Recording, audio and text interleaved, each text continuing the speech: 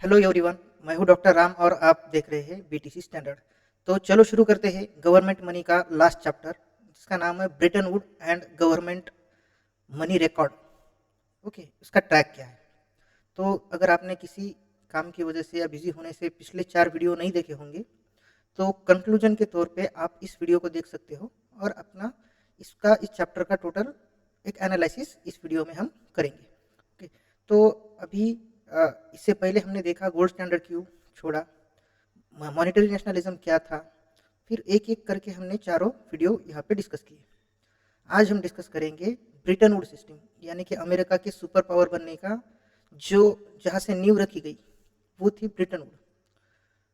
और दूसरा था कि ये गवर्नमेंट मनी आज से पिछले 1960 से लेके 2015 तक और 2015 से 2020 तक इनका ट्रैक रिकॉर्ड क्या रहा है गवर्नमेंट मनी का, यानी कि कितने परसेंट इन्होंने अपनी मनी सप्लाई को बढ़ाया है, कितने परसेंट इन्होंने अपनी मनी सप्लाई को कंट्रोल किया है और इससे इन्फ्लेशन कितनी हुई है, ये सब आज हम इस वीडियो में डिस्कस करेंगे। ओके, तो चलो शुरू करते हैं। Government money track record and Britain would system. Britain would system और गवर्नमेंट मनी का ट्रैक रिकॉर्ड, ये दोनों बहुत ही इंपॉर्टेंट पहलू है इस चैप्टर के, इसी को हम यहाँ पे डिस्कस करेंगे। ओके, यानी कि गवर्नमेंट ने या सरकारों ने गोल्ड स्टैंडर्ड को छोड़ के डॉलर स्टैंडर्ड को अपनाया, राइट। तो इससे सरकारों के पास पूरा कंट्रोल आ गया। इस कंट्रोल की वजह से आपकी जिंदगी पे क्या असर पड़ा, उसका आपके जेब के ऊपर क्या असर पड़ा और आज भी पड़ रहा है, राइट। तो इसका इसका रीजन क्या है, यही हम यहाँ पे डिस्कस करेंगे कि यार इन्होंने गोल्ड स्टैंडर्ड को छोड़ के ब्रिटेन वुड को अप्लाई करके डॉलर सिस्टम ला दिया और आज भी हम डॉलर सिस्टम के ऊपर ही जी रहे हैं। भले ही हमारे देश में हमें आईएनआर दिखता है, लेकिन डॉलर सिस्टम ही इस दुनिया में आज भी एग्जिस्ट है। और वही इसीलिए और डॉलर की वजह से ही अमेरिका सुपर पावर है, क्योंकि आप कुछ कुछ भी नहीं कर सकते, वो रातों रात आपकी मनी को फ्रीज कर सकते हैं, रातों रात। तो ये हम देखेंगे कि यहाँ पे मनी का पूरा ट्रैक रिकॉर्ड, ये सिर्फ इतिहास नहीं है, सिर्फ ये एक इतिहास की कहानी नहीं है, ये आपके पैसे, आपकी बचत और आपके फाइनेंशियल फ्रीडम की एक पूरी कहानी है। और आज भी हम उसके उसके ऊपर डॉलर के सिस्टम के ऊपर जी रहे हैं और इस सिस्टम को छोड़ के हम फाइनेंशियली फ्रीडम कैसे हो सकते हैं, यही हमें बिटकॉइन सिखाता है, यही हमें सतोशी नाकामोतो सिखाता है। सतोशी नाकामोतो यानी कि जिसने बिटकॉइन को बनाया, जो बिटकॉइन का फाउंडर है। उसके ऊपर हम बहुत अलग अलग वीडियो बनाएंगे बाद में, लेकिन आज के लिए उतना इतना ही। तो चलो शुरू करते हैं कि ब्रिटेन वुड सिस्टम क्या था और ब्रिटेन वुड कब बना। तो ब्रिटेन वुड बनने से पहले दुनिया कैसे कैसे थी, ये पहले डिस्कस करेंगे। ब्रिटेन वुड सिस्टम से पहले दुनिया गोल्ड स्टैंडर्ड पे थी, यानी कि गोल्ड स्टैंडर्ड ऐसा था कि हर एक देश की करेंसी, अपनी करेंसी, उनकी खुद की करेंसी किसी न किसी मात्रा में गोल्ड से जुड़ी हुई थी। यानी कि लोग उस देश में कभी भी अपने पैसे को गोल्ड में कन्वर्ट कर सकते थे, गोल्ड में रिडीम कर सकते थे। इससे फायदा क्या मिला? इससे फायदा यूँ हुआ लोगों को या उस देश के सिस्टम को कि गवर्नमेंट पे सिस्टम का कंट्रोल रहा, यानी कि गवर्नमेंट अनलिमिटेड मनी प्रिंट नहीं कर सकती थी। और यही कारण था कि गोल्ड स्टैंडर्ड इतने सालों तक अच्छे से सर्वाइव किया। हर नोट के पीछे गोल्ड रिजर्व होना जरूरी था गोल्ड स्टैंडर्ड में। इसका क्या मतलब है कि पेपर मनी सिर्फ पेपर मनी नहीं थी, उसके पीछे गोल्ड था, इसलिए उसे हार्ड मनी कहा जा सकता है। इसका क्या मतलब है कि सरकार के हाथ बंधे हुए थे कि आप अनलिमिटेड प्रिंटिंग नहीं कर सकते, राइट। लेकिन समस्या कब आई? समस्या आई वर्ल्ड वॉर पहले और वर्ल्ड वॉर सेकंड के बाद। ओके, वर्ल्ड वॉर यानी कि पहला विश्व युद्ध और दूसरे विश्व युद्ध के बाद हुआ क्या? तो पहले विश्व युद्ध के बाद, मैंने इससे पहले भी हमने डिस्कस किया है कि एक दो गुट थे, उस दो गुट में ये युद्ध हुआ था, पहला विश्व युद्ध। उसमें ब्रिटेन, जापान, जर्मनी, ये सारे देश इन्वॉल्व थे, राइट। तो ये इन्होंने युद्ध के दौरान सरकार को सबसे बड़ी जरूरत पड़ी मनी की, फंडिंग की। यार वॉर ऐसे ही नहीं होता है, वॉर के लिए मिलिट्री चाहिए, इक्विपमेंट चाहिए, मिसाइल चाहिए, सब सिस्टम चाहिए एक, और इसके लिए ये फोकट में नहीं होता है, इसके लिए पैसा चाहिए। तो अचानक से तो हम गोल्ड कहीं से ला के गोल्ड स्टैंडर्ड में, ये कंट्री गोल्ड स्टैंडर्ड में थे, तो ये अचानक से कहाँ से मनी ला के तो नहीं, गोल्ड ला के तो नहीं मनी प्रिंट कर सकते थे। तो इन्होंने क्या किया, इन्होंने लार्ज नंबर पे बहुत ही ज़्यादा मनी प्रिंटिंग कर दी और मनी प्रिंटिंग से इकोनॉमी में मनी का सप्लाई बढ़ गया और ये सप्लाई बढ़ने से चीज़ों के दाम बढ़ने लगे, राइट। तो इतना पैसा आ गया कि गोल्ड स्टैंडर्ड सिर्फ गोल्ड स्टैंडर्ड बोलने को था, सिस्टम पूरा का पूरा फेयर स्टैंडर्ड पे आ गया था। और इसी वजह से गवर्नमेंट ने गोल्ड को, गोल्ड सिस्टम को, यानी कि कागजी नोट को गोल्ड में कन्वर्ट करने के इस सिस्टम को ही सस्पेंड कर दिया। तो इससे क्या हुआ, गवर्नमेंट ने अपने हाथों में मनी प्रिंटिंग की पूरी पावर ले ली और मनी प्रिंटिंग को करते ही चले गए। और यही से शुरुआत हुई फियाट करेंसी की पूरी कहानी की, राइट। दूसरे विश्व महायुद्ध के बाद, पहले विश्व युद्ध के महायुद्ध के बाद ऑलरेडी इकोनॉमी इनस्टेबल थी, लेकिन कुछ परसेंट इकोनॉमी ने कवर कर लिया था। लेकिन जब दूसरे महायुद्ध के बाद और ज़्यादा हानि होने के बाद सारी दुनिया की इकोनॉमी अनस्टेबल हो गई। तो इसमें थोड़ा जो साइडलाइन देश था वो था अमेरिका, क्योंकि ये सारा वॉर अमेरिका की ज़मीन पे नहीं लड़ा गया था, इसीलिए अमेरिका इसमें थोड़ा सेफ रहा। तो अमेरिका 44 ब्रेटन वुड सिस्टम क्या है, हम अभी इसको जानेंगे। अमेरिका के एक हेम्सपियर राज्य में के ब्रेटन वुड के शहर में 44 यानी कि 44 देशों के अपने अपने प्रतिनिधि आके वहाँ पे एक एग्रीमेंट साइन किया उन्होंने। और इस एग्रीमेंट का मेन पर्पस था कि जो वर्ल्ड वॉर सेकंड यानी दूसरे महायुद्ध के बाद जो भी इकोनॉमी में अनस्टेबिलिटी आई है उसको स्टेबलाइज करना, राइट। लेकिन इस बार दुनिया प्योर गोल्ड पे वापस नहीं गई। इन्होंने क्या किया, एक नया सिस्टम बना दिया, उसका नाम था डॉलर सिस्टम, और इसी को फियाट सिस्टम भी बोलते हैं, फियाट स्टैंडर्ड भी बोलते हैं। तो अब नियम क्या थे कि दूसरे देश की करेंसी सीधे गोल्ड से नहीं जुड़ी रहती थी, वो डॉलर से जुड़ी रहती थी, राइट। और डॉलर गोल्ड से जुड़ा रहता था, यानी कि अमेरिका डॉलर गोल्ड से जुड़ा रहता था और बाकी देश डॉलर से जुड़े रहते थे। तो इसमें प्रॉब्लम क्या हुआ, सिर्फ यूएस डॉलर ही गोल्ड से जुड़ा रहा। और जब अमेरिका ने यह कह दिया कि हमारा डॉलर गोल्ड के बराबर ही है और गोल्ड ही है, क्योंकि हमारे बैकअप में उतना गोल्ड है और हम मनी को एक्स्ट्रा प्रिंट नहीं करेंगे, हमारे पास जितना गोल्ड है उतना ही गोल्ड हम उतने ही गोल्ड के रेशो में हम मनी को कंट्रोल करेंगे, मनी सप्लाई को, राइट। लेकिन हुआ यूँ कि उस वक्त जब ये एग्रीमेंट हो रहा था तब अमेरिका ने एक रेशो फिक्स किया कि 1 आउंस ऑफ गोल्ड यानी कि 1 आउंस ऑफ गोल्ड बराबर होगा $35 के, यानी कि 35 अमेरिका के डॉलर 1 आउंस गोल्ड के बराबर होंगे, उतना ही मनी हम मार्केट में प्रिंट करेंगे।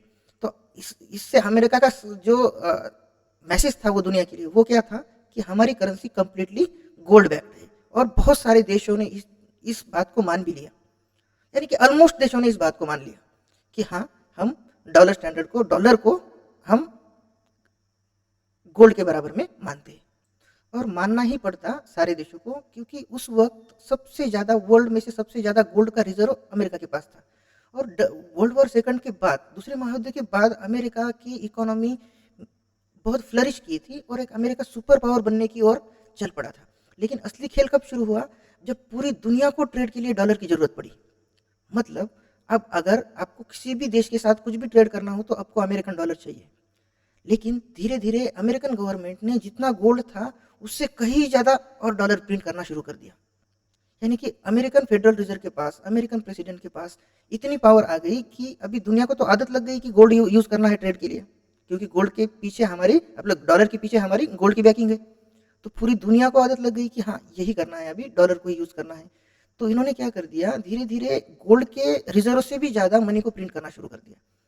तो पूरी दुनिया पे इसका लोड आ गया, राइट। तो पेपर मनी क्लेम्स ज़्यादा थे और गोल्ड रिजर्व कम था। ये बिल्कुल फ्रैक्शनल रिजर्व सिस्टम जैसा था, राइट। हाँ, फ्रैक्शनल रिजर्व सिस्टम। ये फ्रैक्शनल रिजर्व जो है आज भी पूरी दुनिया के बैंक्स और इंडिया के भी सारे बैंक्स फ्रैक्शनल रिजर्व पे ही चलते हैं, फ्रैक्शनल रिजर्व सिस्टम बोलते हैं इसको। और फुल्ली रिजर्व सिस्टम दूसरा अलग होता है, इस पर हम एक अलग वीडियो बनाएंगे कि बैंक सिस्टम कैसे इस पे काम करता है। ओके, तो ऊपर से सब स्टेबल दिख रहा था लेकिन अंदर से सारी सिस्टम ये कमजोर हो पड़ी थी। किसकी? डॉलर सिस्टम की। क्योंकि इन्होंने पूरे ऐसे डॉलर को छापना शुरू कर दिया, यानी कि पूरे दुनिया के लिए डॉलर गोल्ड के बराबर था, लेकिन अमेरिका के लिए वो पेपर मनी था। हम वो कितना भी चाहे उतना प्रिंट कर सकते थे, राइट। और ट्रेड के लिए सारे देश अमेरिकन डॉलर यूज करते थे, यानी कि अगर अमेरिका ने कुछ भी परसेंट मनी को प्रिंट किया तो उसका लोड पूरी दुनिया पे आया, राइट। तो पूरी दुनिया पे इतना लोड आया कि इन्होंने मनी सप्लाई को बढ़ते ही गए। इनको अपने लोगों, चुनाव के लिए अपने लोगों के वादे पूरे करने थे, अपने खर्चे चलाने थे, तो इन्होंने मनी प्रिंटिंग को करते किया। और आज भी ट्रेड के लिए डॉलर यूज होता है। और ये ब्रिटेन वुड के एग्रीमेंट का ही ये आज का परिणाम है, ये आज के कंसिक्वेंसेस वही है। आप सोचो, आज भी एक भी देश ये सिर्फ बोलने को होता है कि नहीं, हम हमारे लोकल करेंसी में ट्रेड करेंगे। लोकल, अगर कोई भी ग्लोबल रेफरेंस अगर किसी करेंसी का नहीं है तो लोकल करेंसी में ट्रेड करना बहुत बहुत मुश्किल है। अगर जिसको इकोनॉमिक्स की थोड़ी फार नॉलेज है तो वो आपको बता सकता है कि अगर रेफरेंस करेंसी ना हो तो रुपी में और युआन में या रुपी में या रुबेल में पेमेंट करना कितना हार्ड है। लेकिन जब बाकी के देशों को जब पता चला कि यार इनको सबको डाउट हुआ कि अमेरिका अपने गोल्ड रिजर्व से भी ज़्यादा मनी को प्रिंट कर रहा है, तो सबसे पहले फ्रांस के प्रेसिडेंट ने इस पे सवाल उठाए 1960 में कि हमें अब डॉलर की ज़रूरत नहीं है, आपके डॉलर ले लो और हमें हमारा गोल्ड वापस कर दो। क्योंकि जब गोल्ड बैक्ड ये एग्रीमेंट हो रहा था तो बाकी के सारे देशों ने अमेरिका के पास गोल्ड रख दिया था, तो वो गोल्ड रखने से अमेरिका ने उनको डॉलर इशू कर दिए थे। जब फ्रांस के प्रेसिडेंट ने ये बोल दिया कि हाँ हम अभी डॉलर को यूज़ नहीं करेंगे, आप हमें हमारा गोल्ड वापस दे दो, तो इससे क्या हुआ कि अमेरिका को गोल्ड मांगना बाकी के देशों ने भी शुरू कर दिया। धीरे धीरे दूसरे देशों को भी शक होने लगा कि यार ये सिस्टम पूरा फेल है। तो जब 1971 में बाकी के बहुत सारे देशों ने गोल्ड को रिडीम करना चाहा, तब अमेरिका के प्रेसिडेंट थे निक्सन। ओके, तो निक्सन ने क्या कर दिया, गोल्ड के इस $35 equal to 1 ounce of gold था, $35 का 1 आउंस ऑफ गोल्ड था, तो इस सिस्टम को ही हटा दिया उन्होंने, गोल्ड स्टैंडर्ड को ही हटा दिया। उन्होंने क्या कहा कि अमेरिका 1971 से गोल्ड स्टैंडर्ड को सस्पेंड कर देता है, हम नहीं मानते हैं इस गोल्ड को, हम इस रेशो को भी नहीं मानते हैं कि $35 equal to 1 ounce of gold, हम इसे मानते नहीं है। आपको डॉलर यूज करने हैं तो करो, नहीं करने हैं तो मत करो। लेकिन दुनिया के पास तो ऑप्शन नहीं था, और दुनिया के पास आज भी ऑप्शन नहीं है।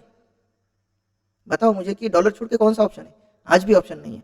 तो निक्सन ने गोल्ड स्टैंडर्ड को हटा के बोला कि अब हम इसको नहीं मानते हैं कि एक आउंस अगर गोल्ड हमारे पास है तो हम $35 प्रिंट करेंगे, हम कितना भी प्रिंट करें हमें कोई पूछने वाला नहीं है, हमारे देश की करेंसी है और हम ही उसको रेगुलेट करेंगे। और इस घटना ने पूरी दुनिया को हिला दिया, और इसका इतिहास में इसे नाम दिया गया निक्सन शॉक, यानी कि निक्सन ने दिया हुआ ये सबसे बड़ा शॉक था पूरी दुनिया को। गोल्ड के रेशो को हटाने के बाद अब पूरी दुनिया को पता चला कि ये सिर्फ पेपर मनी है, ये गोल्ड बैक्ड मनी नहीं है, और इसकी हार्डनेस भी कम हो गई। लोगों को पता चला कि यार नहीं, ये कितने भी मनचाहे प्रिंट कर रहे हैं तो ये सिर्फ पेपर करेंसी है, अब गोल्ड बैक करेंसी नहीं है। तो यही से मॉडर्न इन्फ्लेशन की शुरुआत हुई, यानी कि आज की दुनिया में जो इन्फ्लेशन है इसकी शुरुआत इसी से हुई। ये महंगाई की जो शुरुआत है इसी घटना से हुई, और अब सरकारों को अनलिमिटेड पैसे प्रिंट करने की पावर मिल गई थी। बिटकॉइन इसलिए अलग है कि बिटकॉइन कोई सेंट्रल बैंक नहीं है, कोई गवर्नमेंट कंट्रोल मनी नहीं है, और कोई भी दुनिया का, अमेरिका का प्रेसिडेंट हो या फ्रांस का हो या इंडिया का हो, कोई एक्स्ट्रा मनी को प्रिंट नहीं कर सकता है, एक्स्ट्रा बिटकॉइन को प्रिंट नहीं कर सकता है। इसका सप्लाई फिक्स्ड है 21 मिलियन यानी कि 2 करोड़ 10 लाख, इतने ही बिटकॉइन दुनिया में बनेंगे, इससे ज़्यादा नहीं बनेंगे। और बिटकॉइन वापस हार्ड मनी का कंसेप्ट इसकी वजह से इस दुनिया में लाता है, राइट। कुछ वैसा जैसा कि इससे पहले गोल्ड था, लेकिन बिटकॉइन ने ये सिस्टम कैसे लाया, डिजिटल फॉर्म में लाया। यानी कि गोल्ड हार्ड फॉर्म में था, लेकिन बिटकॉइन ने इसको डिजिटल फॉर्मेट में लाया। जब मनी इजी होता है तो सोसाइटी शॉर्ट टर्म के लिए ग्रीड होती है, लेकिन जब मनी हार्ड होता है तो लोग सोसाइटी लॉन्ग टर्म के लिए फ्लरिश करती है। और फिएट सिस्टम में सेविंग को पनिश किया और स्पेकुलेशन को रिवार्ड कर दिया।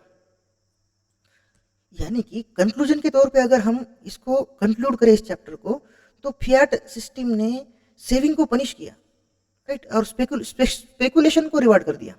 तो यही मॉडर्न इकोनॉमिक्स के प्रॉब्लम की सबसे बड़ी जड़ थी।